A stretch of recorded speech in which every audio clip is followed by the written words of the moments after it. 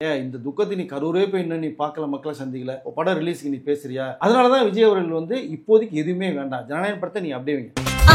No compromise. உங்க சைடுலயும் எங்க சைடுலயும். It's a GT promise. GT Holidays, South India's #1 travel brand. A to B உங்கள் பசியார எங்கள் ருசி பேசும். குறைந்த விலை நிறைந்த தரம், தங்கள் தேவைகள் அனைத்தும் ஒரே இடத்தில். ஜெயச்சந்திரன்.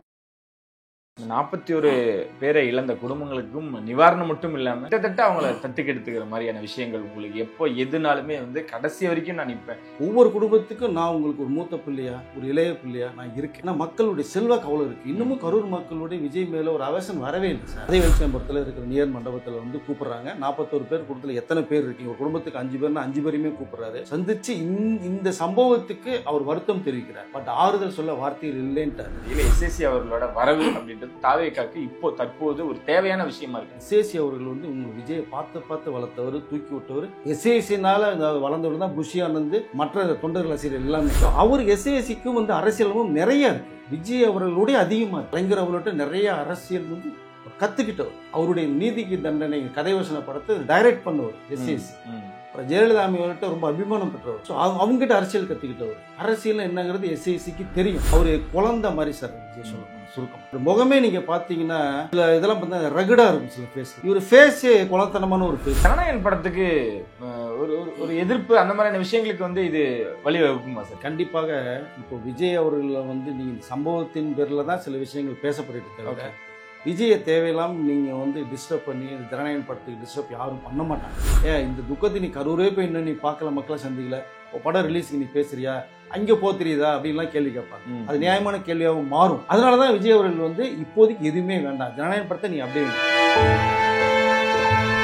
அதன் சிந்தனையில் அனைவரும் ஒரு பெரிய வணக்கம் அண்ட் வெல்கம் டு ஷோ. இன்னைக்கு நம்ம கூட வெங்கி சார் இணைஞ்சிருக்காங்க. வழக்கம் போல நிறைய விஷயங்கள் பேச போறோம். சார் வணக்கம். வணக்கம் சார். எப்படி இருக்கீங்க சார்? நல்லா இருக்கேன் சார். சிறப்பு. நம்ம தமிழக வெற்றி கழகத்தை சார்ந்துதான் நிறைய விஷயங்கள் நம்ம பேசிட்டு இருக்கோம். அந்த வகையில இப்போ விஜயோட அந்த மனநிலை அப்படின்றது எந்த நிலையில இருக்கும்?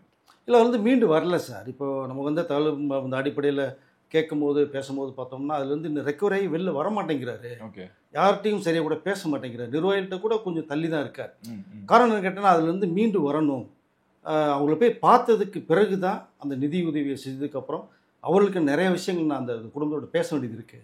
பேசியெல்லாம் முடித்து நான் கரூர் போயிட்டு வந்ததுக்கு அப்புறம் தான் நான் பழைய விஜயை நான் மாற முடியுங்கிறத அவர் தரப்புல இருந்து ஒரு நம்பகமான ஒரு செய்தி வருது. பட் அந்த மக்களுடைய பாதிப்பு அவரை ரொம்ப மனசை வந்து நோகடிச்சிருக்கு. அதில் மாற்று கருத்தே இல்லை. ஏன்னா இவருடைய சிஸ்டர் இப்போ விஜய் ஒரு பிள்ளை தான் வீட்டுக்கு. அவங்களுடைய சிஸ்டர் இறந்து போனதுக்கு பிறகுமே இருந்து மீண்டு வர ரொம்ப நாள் கஷ்டப்பட்டார். ஓகே. அதாவது அவர் வந்து இந்த அன்பு சாதனம் வைக்க மாட்டார் சார் யார்ட்டையுமே. விஜய் வச்சுட்டார்னா அது எடுக்கவே மாட்டார், எடுக்கவும் முடியாது அவரால். நான் ஷூட்டிங்கில் நிறைய ஷூட்டிங்கில் அவரோட நான் வந்து ட்ராவல் பண்ணும்போது பார்த்தீங்கன்னா அந்த ஒரு சீன் சொல்லிட்டோம்னா அதுக்குள்ளேயே போவார். அந்த சீனில் வந்து ஆக்ட் பண்ணுறதுக்கு வந்து வேறு எந்த டிஸ்டர்பன்ஸும் அவருக்கு வந்து இங்கே வரக்கூடாது. ஒரு நேரம் ஆக்ட் பண்ணுற போகிற அதுக்கப்புறம் தான் ஃப்ரீ ஆவார். இப்போ டைரக்டர் சொன்ன ஒரு சின்ன விஷயம் சினிமாக்கே ஒரு சீனுக்கு அவ்வளோ எஃபர்ட் போகிறாருன்னா இந்த சம்பவத்திலிருந்து மீண்டே வர முடியல. அவர் சும்மா மண்டைக்குள்ள ஃபுல்லாக அந்த சம்பவம் தான் ஓடிட்டு இருக்கு. எனக்கு இந்த மக்களுக்கு எப்படி நான் ஆறுதல் சொல்லணும்னு தெரியல, வார்த்தையில் எனக்கு இல்லை அப்படிங்கிறதுமான ஒரு சூழ்நிலை தான் விஜய் இப்போ உள்ள சூழ்நிலைக்கு இருக்கார். ஸோ இந்த கோர்ட்டு தீர்ப்பு, உச்சநீதிமன்ற தீர்ப்பு வந்ததுக்கு பிறகு வந்து அவர் மக்களை சந்திக்கிறது காவல்துறை, தமிழக அரசு காவல்துறை அனுமதி கேட்டிருக்காங்க. அது கிடைத்த பிறகு இம்மிடியட்டாக உடனடியாக கரூர் மக்களை போய் சந்தித்து வந்ததுக்கு பிறகு தான் ஓரளவு நீங்கள் பழைய விஜயை ஓரளவு நம்ம பார்க்க முடியும்னு நினைக்கிறேன் சார். ஓகேங்களா. தங்கச்சி சென்டிமெண்ட் அப்படின்றனால இந்த வேலாயுதம், ஜில்லா இந்த மாதிரியான கதைக்களம் அவர் ஒத்துக்கிட்டதுக்கு திருப்பாச்சி இதெல்லாம் வந்து காரணமே அது ஒரு காரணம். ஆமாம் ஆமாம் ஆமாம். ரொம்ப பாசம் இல்லை சார். நீங்கள் அதாவது இன்னொரு விஷயத்தையும் சொல்லலாம், சொன்னால் எப்படி எடுத்துக்கலாம்னு தெரியல. அவர் குழந்தை மாதிரி சார் விஜய் சொல்லணும் சுருக்கமாக. அந்த அவருடைய மனசு குழந்தை மாதிரி ஒரு மனசு. அவர் முகமே நீங்கள் பார்த்தீங்கன்னா சில இதெல்லாம் பார்த்தா ரகடாக இருக்கும் சில ஃபேஸ்லாம். இவர் ஃபேஸே குழந்தனமான ஒரு ஃபேஸ். நீங்கள் பார்க்கும்போது அந்த அன்பை அப்படி அதாவது எப்படி ரசிகர்கிட்ட தொண்டர்களை வெளிக்காட்டுன்னு தெரியாத அளவுக்கு இருக்கக்கூடிய ஒரு கேரக்டர் நான் பார்த்த வரைக்குமே. ஷூட்டிங் ஸ்பாட்டில் எல்லார்ட்டையுமே கலகலகலன்னு இருப்பார். ஸோ அப்படிப்பட்ட ஒரு விஜய் இன்றைக்கி டோட்டல் ஆஃப் ஆகி ஒரு 15 நாள் அப்படியே வீட்டுக்குள்ளேயும் ஆஃபீஸ்லேயும் பட்டினப்பாக்கம் வீட்டுக்குள்ளேயுமே ட்ராவல் பண்ணிட்டு வர்றாருன்னா மென்டலி ரொம்ப டிஸ்டர்பன்ஸில் இருக்கார் சார். ஸோ இதுலேருந்து நாங்கள் என்ன சொல்கிறோம் அப்படின்னா, ஓகே நீ அரசியலுக்கு வந்துட்டீங்க, இது மாதிரி சம்பவங்களை எதிர்கொண்டு தான் நீங்கள் வரணும். ஸோ இதற்கு மேலேயும் நிறைய விஷயங்கள் நடக்கும். இதுதான் அரசியல். அப்போ நீங்கள் இதெல்லாம் தாண்டி வந்து மக்கள் மத்தியில் போய் நீங்கள் யார் எப்படிங்கிற சொல்லி மக்களுடைய அன்பை நீங்கள் வாங்கிட்டீங்க. தமிழ்நாட்டு தமிழ் மக்களும் ஏதோ செய்யணும்னு நினைக்கிறீங்க. ஓகே, நல்ல விஷயம். நான் ஏற்கனவே முன்னாடி வீடியோவில் சொன்னேன், ஒரு படம் பண்ணோமா, வீடியோ வாங்கினோமா, ஜாலியாக ஃபாரின் சுற்றணுமா, லைஃப் என்ஜாய்மெண்ட் போகணுமான்னு இல்லாமல் மக்கள் கொடுத்த பணம், ரசிகர்கள் கொடுத்த பணம் இது. திரும்பி நான் அவர்களுக்கு ஏதாவது செய்யணும்னு நினைக்கிறார், அதற்காக தான் வந்தது. ஸோ தனி ஒரு மனிதனாக போராடிட்டு இருக்கார். இந்த போராட்டத்துக்கு ஒரு வீடியோ கண்டிப்பாக கிடைக்கும். மக்களை பார்த்தது பிறகு தான் ஒரு நினைக்கிறேன். அந்த குழந்தை மாதிரி ஒரு கேரக்டர் விஜய்ங்கிறது தான் இவ்வளோ விஷயம் சொல்லுவாங்க. ஓகே சார், ரொம்ப குற்ற உணர்ச்சியில் இருக்காரா சார்? கண்டிப்பாக. ஏன்னா நம்மளை பார்க்க வந்த கூட்டம் அது, நமக்காக சேர்ந்த கூட்டம் அது. அந்த நேரத்தில் இப்படி ஒரு அசம்பாவிதம் நடக்கணும்னு விஜய் எதிர்பார்க்கல, யாருமே எதிர்பார்க்கல. ஏன்னா இதுக்கு முன்னாடி நடந்த 5 சென்டர்லையுமே பார்த்தீங்கன்னா, 6 சென்டர்லையும் பார்த்தீங்கன்னா கூட்ட நெரிசல் நிறைய இருந்தது. சில பேர் மயக்க அடித்தாங்க, வந்தாங்க, அப்புறம் ரெக்கவர் ஆகி போனாங்க. அப்படிங்கிற விஷயத்தை நம்ம பார்க்கப்பட்டாலும் இந்த உயிரிழப்புங்கிறது ஜீரணிச்சிக்க முடியல. இப்போ நம்மளாலேயே அதை ஜீரணிச்சிக்க முடியலைங்கும் போது அவர்னால சேர்ந்த கூட்டம் மக்கள். ஸோ ஒவ்வொரு குடும்பத்திலையும் ஒருத்தர் 2 பேர் இல்லைங்கும் போது 41 குடும்பத்திலையும் அது மிகப்பெரிய ஒரு என்ன சொன்ன வேதனைக்குரிய ஒரு விஷயம். இந்த துயரத்திலேருந்து அவர் மீண்டு வர முடியல. இப்படி சம்பவம், அதாவது இன்னமும் அவருடைய பார்வையில் இப்படி சம்பவம் நடந்துச்சான்ற அளவுக்கே ஒரு யோசனையிலே இருக்கார். பட் அது மீண்டு வர முடியல. பட் என்ன நான் சொல்கிறேன்னா, ஓகே நடந்துச்சு, அசம்பாவிதம் நடந்துருச்சு, ஒரு வழி இல்லை, சூழ்நிலைகள் மாறிச்சு. நீ இனிமேல் காவல்துறை அனுமதி கிடைச்ச உடனே நீங்கள் மக்களை போய் சந்திங்க, எடுத்து சொல்லுங்கள். இனிமேல் அடுத்த கட்ட அந்த கூட்டமோ பொதுக்கூட்டமோ நீங்கள் போட்டிங்கன்னா எந்த அளவுக்கு போடலாம்னு மாஸ்டர் பிளான் பண்ணுங்கள். பிளான் பண்ணி அதன் பிரகாரம் நீங்கள் பண்ணணுங்கிறத என்னுடைய வேண்டுகோளாக வைக்கிறேன். 41 பேரை இழந்த குடும்பங்களுக்கும் நிவாரணம் மட்டும் இல்லாமல் கிட்டத்தட்ட அவங்கள தட்டுக்கெடுத்துக்கிற மாதிரியான விஷயங்கள் உங்களுக்கு எப்போ எதுனாலுமே கடைசி வரைக்கும் நான் நிற்பேன். இது எப்படி சார் எடுத்துக்கிறீங்க? இந்த வார்த்தைகள் சும்மா வார்த்தையா இல்லாமல் உணர்வுபூர்வமாக சொல்லக்கூடிய விஷயமா தான் இதை பார்த்துக்கிட்டு இருக்கோம் சார். அதை எப்படி நீங்கள் இல்லை அவரே சொல்லிட்டார் இல்லையா, அந்த 41 குடும்பங்களுக்கு மட்டுமே இல்லை, ஒவ்வொரு குடும்பத்துக்கும் நான் உங்களுக்கு ஒரு மூத்த பிள்ளையா, ஒரு இளைய பிள்ளையா நான் இருக்கேன். ஏன்னா மக்களுடைய செல்வாக்கு அவ்வளோ இருக்குது. இன்னமும் கரூர் மக்களுடைய விஜய் மேலே ஒரு அவசன் வரவே இல்லை சார். அந்த 41 பேருமே திட்டவும் கிடையாது, ஒன்றும் கிடையாது. அசம்பாவிதம் நடந்துருச்சு. நாங்கள் விஜய் பார்க்க போகிற ஆவலில் போனோம், இப்படி சம்பவம் நடந்துருச்சு, அவர் இதுக்கு எப்படி பொறுப்பாக முடியும் அப்படிங்கிற விஷயத்தை தான் மக்கள் பேசுகிறாங்க. ஸோ அதனால் இவர் இன்னும் அதில் நான் 41 குடும்பம் தத்து எடுத்திருக்கேன் அப்படிங்கிற விஷயத்தை அவர் மனப்பூர்வமாக உணர்றார், சொல்லியிருக்கார். இப்போ அந்த குடும்பத்தில் நான் ஒருத்தங்கிற விஷயத்தையும் சொல்லியிருக்கார். ஏன் சார் இந்த தாமதம்? கரூர் போக ஏன் இந்த தாமதம்? அவருக்கு இன்னும் என்னென்ன நெருக்கடிகள் இருக்குன்னு? இல்லை தாமதம் என்ன, இப்போ அவர் திடீர்னு இப்போ உடனே போகலாம். நீங்கள் பழைய விஜயாக இருந்தால் போவார். அஜித்துடைய மரணத்துக்கு நைட்டை போய் பார்த்துட்டு வந்தாங்க, அப்படி சம்பவம் இருக்குது. இப்போ இதுக்குள்ளே போகணும்னா திரும்பி விஜய் வரணும், கூட்டம் சேரும், நிறையா திரும்பி பார்க்குறதுக்கு வருவாங்க. அப்படிங்கும்போது காவல்துறை அனுமதியோடு அவருடைய பாதுகாப்போட மக்களுக்கும் ரசிகர்களுக்கும் ஒரு பாதுகாப்பு வேணுங்கிறதுனால தான் அவர் இன்னும் போகும். ஸோ ரசிகர்களுக்கும் தொண்டர்களுக்கும் மக்களுக்கும் பாதுகாப்பு வேணுங்கிறதுனால தான் அவர் இன்னும் போகாமல் இருக்கார். நம்ம அப்படி தான் எடுத்துக்கணுமே தவிர ஏன் உடனே வரல அப்படின்னு கேள்வி மேலே அவர் கேட்டோம்னா அதுக்கு என்ன பதில் இருக்கும்? நம்மளாலேயே சில விஷயங்களை அதை பார்க்க முடியல, நம்மளே கரூர் போய் பார்க்கலாமா அது நினைக்கிறோம், அது கூட போகிறதுக்கு வாய்ப்பு இல்லாமல் இருக்குது. அப்படிங்கும்போது ஒரு தலைவராக அவரால் சேர்ந்ததில் இந்த பாதிப்பு வருதுங்கும் போது உடனடியாக தடாலடியாக நீங்கள் போக முடியாது. ஸோ அடுத்த கட்டத்துக்கு இப்போ காவல்துறை என்ன கேட்பாங்க, நீங்கள் வர்றது எனக்கு சொல்லவே இல்லைங்க, பாருங்கள் திடீர்னு கூட்டம் சேர்ந்துருச்சு, என்னங்க பண்ணுறது, அவங்க கேள்வி கேட்டால் பதில் இல்லை. ஓகே, அதற்காக தான் இப்போ முறைப்படி ஒரு லெட்டர் கொடுத்துருக்காங்க, அதுக்கு வேண்டி சில இன்ஸ்ட்ரக்ஷனுக்கு சொல்லியிருக்காங்க. அது அனுமதி கிடைச்ச உடனே இப்போ கரூர் போகிறதுக்கு அவர் ரெடியாக எனி டைம் ரெடியாக இருக்கார். இப்போ நான் பேசுகிற நேரத்தை பெர்மிஷன் கொடுத்தா கூட உடனே இங்கேருந்து ஃப்ளைட்டை படித்து திருச்சி கரூர் போகிறதுக்கு ரெடியாக இருக்கார். ஸோ அதுக்கு வேண்டி அந்த அவரோட அனுமதிக்காக வெயிட் பண்ணிட்டு இருக்கார். அனுமதிங்கிறது மக்களுடைய பாதுகாப்புக்காக கேட்குற அனுமதி, அவருக்கு அவர் கேட்கல. அவர் திடீர்னு கூட போகலாம் இப்போ, பட் அந்த அனுமதி கிடைச்ச உடனே கண்டிப்பாக கரூர் மக்களை சந்திக்கப்படுறார். அதுதான் தாமதமே தவிர வேற தாமதமான காரணம் எதுவுமே இல்லை. அப்படி சந்திச்சாரு அப்படின்னா சம்பவம் நடந்த அந்த துக்க நிகழ்வு நடந்த அந்த வேலுச்சாமிபுரத்திலே பக்கத்துல அருகாமையில் இருக்கக்கூடிய மண்டபம் பேசியிருக்கிறதாகவும் எங்க இழப்பு நடந்ததோ அங்கேயே நான் அவங்களை சந்திக்கணும்னு நினைக்கிறேன், அதுதான் உண்மைங்களா சார்? கண்டிப்பா சார். ஏன்னா அந்த மண்டபத்தில் வேண்டிய ஏற்பாடுகள்லாம் இவங்க ஆல்ரெடி நிர்வாகிகளை வச்சு பேசி வச்சிருக்காங்க. மண்டபத்தில் தான் அந்த 41 குடும்பங்களையும் சம்மந்தப்பட்ட அதே வேலுச்சாமிபுரத்தில் அதே வேலுச்சாமிபுரத்தில் இருக்கிற நியர் மண்டபத்தில் கூப்பிடுறாங்க. 41 பேர் குடும்பத்தில் எத்தனை பேர் இருக்கீங்க, ஒரு குடும்பத்துக்கு 5 பேர்னா 5 பேரையுமே கூப்பிடுறாரு. 48 இன்ட்டு 5 போட்டேன்னு எவ்வளோன்னு பார்த்துங்க, 250 பேர் வரைக்கும் வர்றாங்க. எல்லாத்தையும் சந்திக்கிறாரு. சந்தித்து இந்த சம்பவத்துக்கு அவர் வருத்தம் தெரிவிக்கிறார். பட் ஆறுதல் சொல்ல வார்த்தையில் இல்லைன்ட்டார். எந்த ஆறுதலுமே அவர் குடும்பத்தை நிவர்த்தி பண்ணார். ஆனால் அந்த பாதிக்கப்பட்ட மக்கள் இது எதேச்சா நடந்த சம்பவம் அப்படிங்கிறதுனால விஜய் மேலே ஒரு கோபமோ வருத்தமோ இல்லாமல் இருக்காங்க. அதுதான் விஜய் கிடைச்ச பெரிய கிஃப்ட்னு நான் நினைக்கிறேன். ஒரு புகைப்படமோ ஒரு வீடியோவோ எதுவுமே எடுக்காதீங்க, அரசியலாவோ வியாபாரமோ ஆக்காதீங்க அப்படின்னும் அவரு அந்த ஒரு முடிவு எடுத்திருக்காரு. இது கூட பார்த்தீங்க அப்படின்னா தயவுசெய்து மீடியா பீப்புள்ஸ் வர வேண்டாம். நீ எந்த கேள்வி கேட்டாலும் இப்போதைக்கு என்ற பதில் கிடையாது. ரசிகர்கள் தொண்டர் கூட அந்த இன்னமும் கூட்டம் சேர்ந்து வரும்போது யாரும் வர வேண்டாம் அப்படிங்கிற ஒரு அன்பு கட்டளை கொடுத்துருக்காரு. அந்த காவல்துறை கேட்ட அனுமதி கட்டளை அதுலேயும் வந்து மென்ஷன் பண்ணியிருக்காங்க. காரணம் மேற்கொண்டு ஒரு கூட்டத்தை அவர் சேர்க்க விரும்பலை. இந்த சம்பவத்திலிருந்து மீண்டு வரணும். இதற்கு பிறகு அடுத்தவர்களுக்கு போகும்போது அதனுடைய வழி நெறிமுறைகளை வந்து பின்பற்றி போகலான்னு நினைக்கிறாரு. ரசிகர்களும் தயவுசெய்து விஜய் அவர்களுக்கு கோஆப்ரேட் பண்ணணும். உங்களை தேடி அவர் வரும்போது நீங்கள் தான் வந்து பாதுகாப்பாக நீங்கள் தான் இருக்கணும். காவல்துறை நிறைய அனுமதி அவங்களுடைய பாதுகாப்பு கொடுத்தா கூட கூட்டம் அளவுக்கு அதிகம் வரும்போது உங்களுக்குள்ளே பாதுகாப்பு கொடுத்துக்கணும். அப்படிங்கிறத நான் இந்த நேரத்தில் சொல்ல நான் விரும்புகிறேன். நான் அந்த மண்டபத்துக்கு வர்றாரு, 40 குடும்பங்களை சந்திக்கிறார், நிவாரணத் தொகையை கொடுக்குறாரு. இது வந்து இந்த நிவாரணத் தொகை வந்து ஆரம்ப கட்டம் தான். மேற்கொண்டு உங்கள் குடும்பத்தில் என்ன பண்ணணுமோ நான் சேர்த்து கடமைப்பட்டிருக்கேன் அப்படின்னு சொல்லியிருக்காரு. ஸோ குடும்பத்தில் ஒருத்தர்னு சொல்லியிருக்காரு.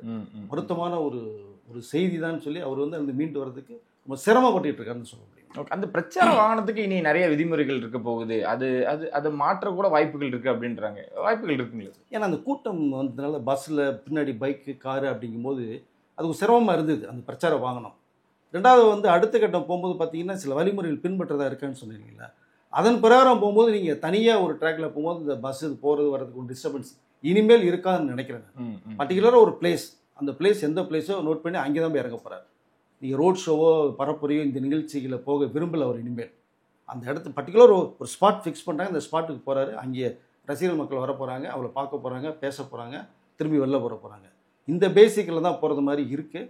அதில் இதே பிரச்சார வாகனத்தை உபயோகிக்கிறாரா இல்லை இன்னும் வேறு சின்னதாக ஏதாவது இப்போ ஸ்பாட்டில் போய் காரில் போய் இறங்கிட்டு போகிறாங்கிறது இன்னும் தெரியல, சரியாக தெரியல. ஓகே, இன்னும் இந்த குழப்ப நிலையில தான் இருந்துகிட்டு இருக்காரு. இன்னும் அவருக்கு தெளிவான ஒரு முடிவுகள் வேணும் அப்படின்னா இது அதான் எவ்வளோ சாத்தியம் அப்படின்றது தெரியல. எஸ்எஸ்சி அவர்களோட வரவு அப்படின்றது தாவேக்காக்கு இப்போ தற்போது ஒரு தேவையான விஷயமா இருக்குங்க. அது எப்பவுமே தேவையான ஒரு விஷயம் தான். நான் நிறைய தடவை சொல்லியிருக்கேன். எஸ்எஸ்சி அவர்கள் வந்து உங்களுக்கு விஜயை பார்த்து வளர்த்தவர், தூக்கி விட்டவர். உயரத்துக்கு காரணம் உங்களுடைய தனிப்பட்ட திறமையான கூட எஸ்ஏசியோட உழைப்பு நிறையா இருக்குது. அப்போ நீங்கள் அரசியலுக்கு வரணும்னு வந்து விருப்பப்பட்டவர் எஸ்ஏசினால் வளர்ந்தவர் தான் புஷி ஆனந்த், மற்ற தொண்டர் ரசிகர்கள் எல்லாமே. அவர் இல்லாமல் விஜய் இல்லை. ஸோ அவர் எஸ்ஏசிக்கும் வந்து அரசியலும் நிறையா இருக்குது. விஜய் அவர்களுடைய அதிகமாக இருக்குது. கலைஞர் அவர்கள்ட்ட நிறைய அரசியல் வந்து அவர் கற்றுக்கிட்டவர். அவருடைய நீதிக்கு தண்டனை கதைவசன படத்தை டைரக்ட் பண்ணவர் எஸ்ஏசி. நிழல் ரவி ராஜா அவர் பண்ண படம் சூப்பர் டூப்பர் ஹிட்டு. அப்புறம் ஜெயலலிதா அவர்கள்ட்ட ரொம்ப அபிமானம் பெற்றவர். ஸோ அவங்ககிட்ட அரசியல் கற்றுக்கிட்டவர். அரசியல் என்னங்கிறது எஸ்ஏசிக்கு தெரியும். அவர் மூளை பூரா அரசியல் கலந்த மூளை அவருக்கு எஸ்ஏசிக்கு. அப்படிங்கும்போது உங்களுக்கு உங்கள் தந்தை கூட இருக்கும்போது உங்களுடைய பாதுகாப்பும் சரி, உங்களுக்கு இந்த ரூட்டில் நீ போ விஜய்னு சொல்கிறதுக்கும் எஸ்ஏசி மாதிரியான ஒரு ஆள் கண்டிப்பாக விஜய்க்கு அடுத்து கிடைக்க போகிறதே இல்லை. ஓகே, கண்டிப்பாக விஜய் அவர்கள் இந்த நேரத்தில் கண்டிப்பாக அவர் யோசனை பண்ணியிருப்பார். இதற்கு ஒரு முடிவு கண்டிப்பாக எடுப்பார். நான் என்ன சொல்கிறேன், இந்த நேரத்தில் வந்து விஜய் இவ்வளோ கஷ்டப்பட்ட ஆள் இருக்கும்போது எஸ்ஏசியும் போய் விஜய் அவர்களை பார்த்து சில வழிமுறைகள் இப்படி இருக்குப்பா போகலாம் செய்யலாம்னு சொன்னாங்கன்னா கண்டிப்பாக எஸ்ஏசி உள்ளே வர்றதுக்கும் விஜய் அவர்கள் அடுத்த கட்டத்துக்கு ஊர்களுக்கு போகிறதுக்கும் இவர் ஒரு சென்டர் பாயிண்ட்டாக இருப்பார் எஸ்ஏசின்னு நான் நினைக்கிறேன். கண்டிப்பாக எஸ்ஏசி விஜய் கூட இருந்தால் இவருடைய வளர்ச்சி இன்னும் மேலே அதிகமாக இருக்கும். ஒவ்வொருத்தர் நம்பியும் ஒவ்வொரு பொறுப்பு கொடுக்குறாரு சார். ஓகே, நீங்கள் இதை பார்த்துக்குங்க. எல்லா மாவட்டத்திலையும் பாதுகாப்பு இருக்கா, மக்கள் என்ன நிலையில் இருக்காங்க, மக்கள் எந்த மாதிரியான அடுத்த நெறிமுறையில் ஃபாலோ பண்ணுறாங்க, அவங்களுக்கு கூட்ட நெரிசல் இருக்கான்றதை ஒவ்வொருத்தருக்கும் ஒவ்வொரு தலைமை மாதிரி ஒருங்கிணைச்சு கொடுக்குறாரு. யாருமே அதை கடைப்பிடிக்கல. நிறைய இடங்களில் நடந்திருக்கலாம், கைமீறி போன ஒரு விஷயமா தான் கரூரில் பார்க்க முடியுது. விஜய் கீழே அவரு கொடுத்த அந்த கோரிக்கைகளோ இல்லை அவர் ஃபாலோ பண்ண சொன்னவங்களோ அதை சரியா அவன் செய்யாத பொழுது விஜயின் அடுத்த கட்ட முடிவு என்னவா இருக்கும், அவர் கீழே இருக்கவங்களுக்கு எந்த மாதிரியான விதிமுறைகளை நீங்க கொடுக்க போகல? இல்லை, இப்போ புதிய அமைப்பாளர் நிறைய பேர் உள்ளே வர்றாங்க சார். ஓகே, இப்போ ஆல்ரெடி இருக்கிற புஷி ஆனந்தன், நிர்மல்குமார், ஆதவ் அர்ஜுனா அண்டு ராஜ்மோகன், ஜெகதீஷ் எல்லா பேருமே இருந்தால் கூட நீ புதியவர்கள் உள்ளே வர்றாங்க. அதில் மேக்ஸிமம் எஸ்ஏசியும் கண்டிப்பாக இருப்பார்னு நான் நம்புகிறேன். நான் அதை வரும்போது இந்த கட்டமைப்பு ஏற்கனவே அனுபவ வாய்ந்தவர்கள் இப்போ சொன்ன 5-6 பேருமே அனுபவ வாய்ந்தவர்கள் இருக்காங்க. இவர்கள் வரும்போது இன்னும் ப்ளஸ்ஸாக இருக்கும். 5 பேர் தனியாக போகும்போது ஒரு 10 பேர் சேர்ந்து போகும்போது இன்னும் நல்லாயிருக்கும். அதனால் இந்த அமைப்பாளர்களோடு அவரும் சேர்ந்து வச்சு அடுத்த கட்டத்துக்கு எப்படி கொண்டு போகலாம், மக்கள் எப்படி சந்திக்கலாம்ங்கிற ஒரு பிளான் ஒன்று பண்ணிகிட்ருக்காங்க. கண்டிப்பாக நீங்கள் சொன்ன மாதிரி மாவட்ட செயலாளர்களோ அந்த எந்த ஊர் நிர்வாகிகளோ பண்ணும்போது அவர்கள் தான் சில வழிமுறைகள் பின்பற்றணும். அந்த ஊருடைய நிலைமை விஜய்க்கு தெரியுமா? தெரியாது. இப்போ உங்களை நியமிச்சிருக்காங்க. அப்போ அந்த மாவட்ட செயலாளரோ அவருக்கு கீழே துணை செயலாளரோ துணைத் தலைவரோ ஒருத்தர் இருக்கும்போது அவரை தான் அந்த ஊர் சம்மந்தப்பட்ட விஷயங்களை கட்டம் கட்டி நீங்கள் இப்படி சொல்லணும் விஜய்க்கு. சார் இது இப்படி இருக்குது, இப்படி இருக்குது, இது இல்லைன்னு சொல்லணும். அப்போ அவரும் வந்து பார்த்துட்டு கூப்பிட்டு உட்கார வச்சு ஒரு மீட்டிங் பண்ணி தான் அடுத்து அந்த சென்டருக்கு ஊருக்கு வருவார். வரும்போது தான் மக்கள்கிட்ட இந்த விஷயத்தை பேசுவார். நீங்கள் கொடுக்குற அதாவது ஒரு ஊரில் நியமித்த உங்களை நீங்கள் கொடுக்குற செய்தியில் வச்சு தான் அவர் பேச முடியும். இப்போ நீங்கள் கொடுக்குற செய்தி வந்து சரியாக இருக்கும், சரியானதாக இருக்கணும். இப்போ இந்த மக்களை வந்து ஒரு கட்டமைப்பு பண்ணி இப்படி வரணும்னு சொல்லி தொண்டர்களை வழி நடத்தணும்.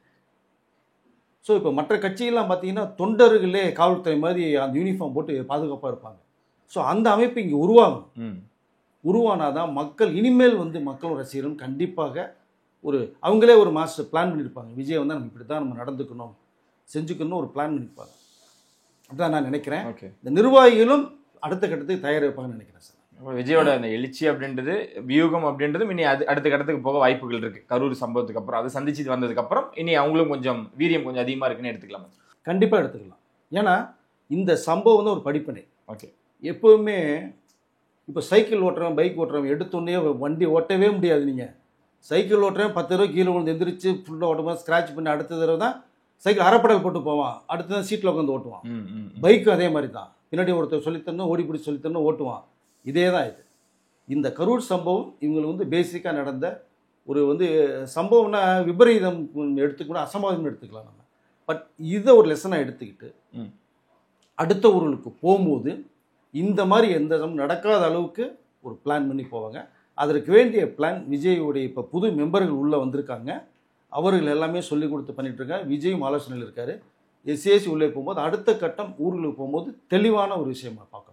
ஓகே, இது ஜனநாயகன் படத்துக்கு ஒரு எதிர்ப்பு அந்த மாதிரியான விஷயங்களுக்கு வந்து இது வழிவகுக்குமா சார்? எதனால ஜனநாயகனுக்கும் இதுக்கும் தொடர்பு பற்றி பேசிட்டு இருக்காங்க? இல்லை, வராது சார். கண்டிப்பாக இப்போ விஜய் அவர்களை வந்து நீங்கள் இந்த சம்பவத்தின் பேரில் தான் சில விஷயங்கள் பேசப்பட்டு தவிர விஜயை தேவையில்லாமல் நீங்கள் வந்து டிஸ்டர்ப் பண்ணி இந்த ஜனநாயகன் படத்துக்கு டிஸ்டர்ப் யாரும் பண்ண மாட்டாங்க. விஜய் அவர்களே இந்த கொஞ்சம் தள்ளி போடலாமா அப்படின்ற பேச்சுவார்த்தைகளில் ஈடுபட்டதாகவும் கேள்விப்படுறோம். இப்போதைக்கு சினிமா அவன் இப்படி ஒரு சம்பவம் இருக்கும்போது நீங்கள் எப்படி செலிப்ரேட் பண்ண முடியும்? ஓகே, மலேசியாவில் ஆடியோ லஞ்ச் வச்சுருந்தாங்க. இப்படி ஒரு சம்பவம் நடக்கலைன்னா மலேசியாவுக்கு போயிருப்பார். மலேசியாவில் கோலாகலமாக வந்து அந்த ஆடியோ லஞ்ச் நடந்திருக்கும் ஃபர்ஸ்ட் டைம். அது வந்து வேணாட்டார். தீபாவளிக்கு ஒரு ட்ரெய்லர் ரெடி பண்ணி வச்சுருக்காங்க, அது வேணாட்டார். இப்போ போஸ்ட் ப்ரொடக்ஷன் எல்லாம் முடிஞ்சு படம் ரெடி ஆகிடுச்சு, சென்சாருக்கு போகுது. இப்போ அது எல்லாத்தையுமே வந்து டோட்டலாக ட்ரெய்லர் வேணாட்டார், மலேசியா ஆடியோ லஞ்ச் வேணாட்டார். இது சம்மந்தமான விஷயம் ஒரு ஃபோட்டோஸ் கூட இனிமேல் விட வேணாம் அப்படின்றார். காரணம், இதிலேருந்து அவர் மீண்டு வரணும், மக்களும் மீண்டு வரணும், இந்த பிரச்சனையில் ஓயணும்.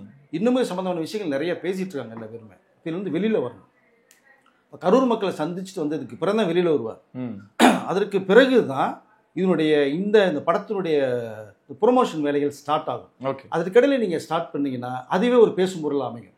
அதனால தான் ஜனவரி 9 ரிலீஸ் கூட விஜய் அவர்கள் வேணான்னு சொன்னதா ஒரு தகவல், நம்பகமான தகவல் வந்திருக்கு. ஜனவரி வேண்டாம், விட்டுருங்க. ஏன்னா இன்னும் ஒரு 2 மாதம் கழிச்சு தான் அவர் பிரச்சாரத்துக்கே போகிறார்.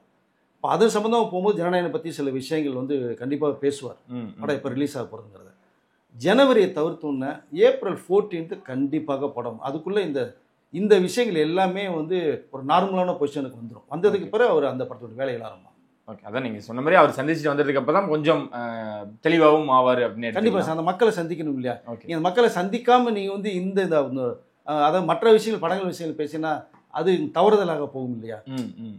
பட் அவருடைய ஃபேன்ஸ் அவரெல்லாம் எடுத்துக்க மாட்டாங்க. ஆனால் மற்றவர்கள் இந்த துக்கத்தை நீ கரூரே போய் இன்னும் நீ பார்க்கல, மக்களை சந்திக்கல, படம் ரிலீஸுக்கு நீ பேசுறியா, அங்கே தெரியுதா அப்படின்லாம் கேள்வி கேட்பாங்க. அது நியாயமான கேள்வியாகவும் மாறும்.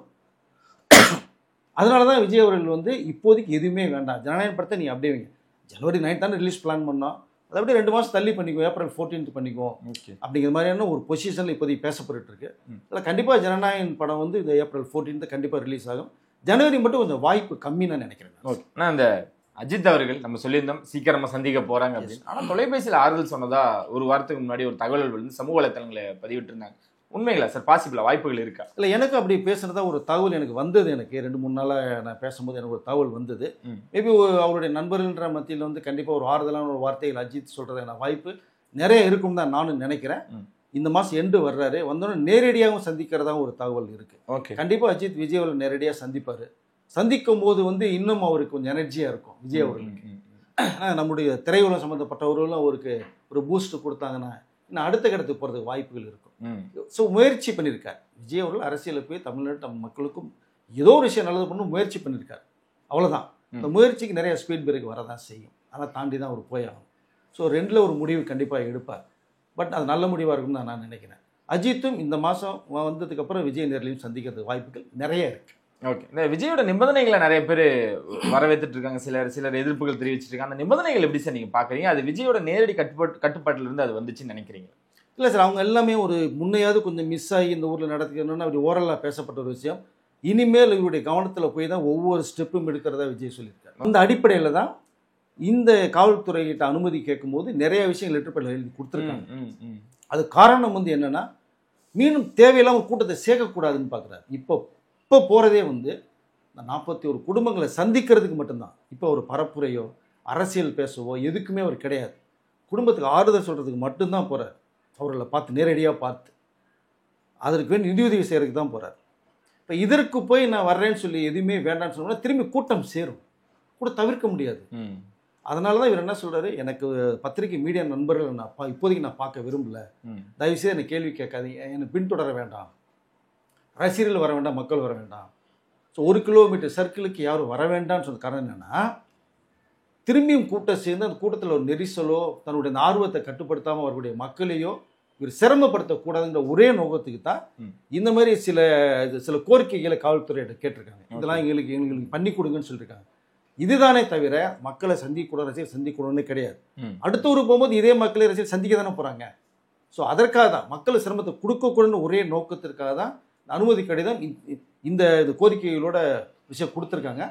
அங்கிருந்து வந்த உடனடியாக கரூர் போய் மக்களை சந்திக்கிறேன். சார், அடுத்த கட்ட நடவடிக்கைகள் என்னென்ன அப்படின்றதும் நம்ம அவங்க சைட்லேருந்து வந்த வாட்டி நம்ம பேசுவோம் சார். ரொம்ப நன்றி சார், இவ்வளோ பகிர்ந்துக்கிட்டு. இன்னொரு சேனல் சந்திக்கும் மாதிரி உங்களிடம் விடைபெறான நன்றி.